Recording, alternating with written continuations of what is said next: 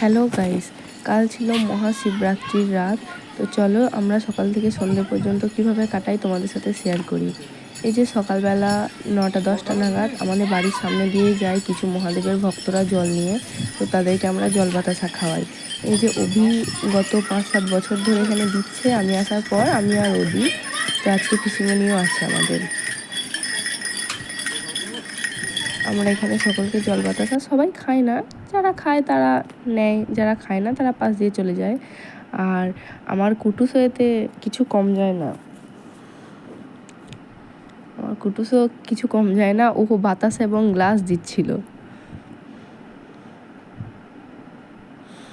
এই যে এইভাবেই কেটে যায় মোটামুটি বেলা 1টা-1:30 পর্যন্ত। তারপর আমার কাঁচা মহাদেবটাকে স্নান করানোর পালা। এই যে ওর মাথাতেও একটু দুধ গোলাপের পাপড়ি দিয়ে দিয়েছিলাম, ও বেচারি তো অবাক। তারপরে এই যে বেজে গেছে সন্ধ্যে 6টা। চলো এবার মহাদেবের মন্দিরে যাওয়ার পালা। এই যে বাড়ি থেকে আমরা বেরিয়ে পড়লাম মহাদেবের মন্দিরের উদ্দেশ্যে। আমার কুটুসের এখানে কিছু প্রশ্ন, যে মা মহাদেবের বাড়ি যাবে না?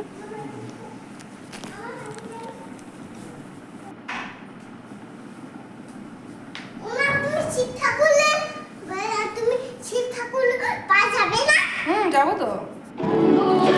এই যে আমাদের মহাদেবের মন্দির, বাবার মন্দির সুন্দর সাজিয়েছিল। এই যে মহাদেবের দ্বিতীয় প্রহরের পুজোর পর এই যে তৃতীয় প্রহরের পুজো চলছে। আমাদের এখানে মহাদেবের মাথায় জল দিতে দেয় না, তো এখানে আমরা দুধ, মধু, ঘি যা যা দেওয়ার আছে ডাব বাবার পুজোর সাথে দিয়ে আসা হয়। পুরোহিত মশাই বাবার মাথায় দিয়ে দেন, বাবাকে স্নান করিয়ে দেন 4বার। এইভাবেই কেটে যায় আমাদের সারাদিন। সন্ধ্যেবেলা মোটামুটি 7টা নাগাদ পুজোয় বসেছিল। পুজো হওয়ার পর আমরা প্রসাদ খাই এবং খাবার খাই, জল খাই। এটা পিঙ্কু খেয়ে উপোস করে বসে আছে।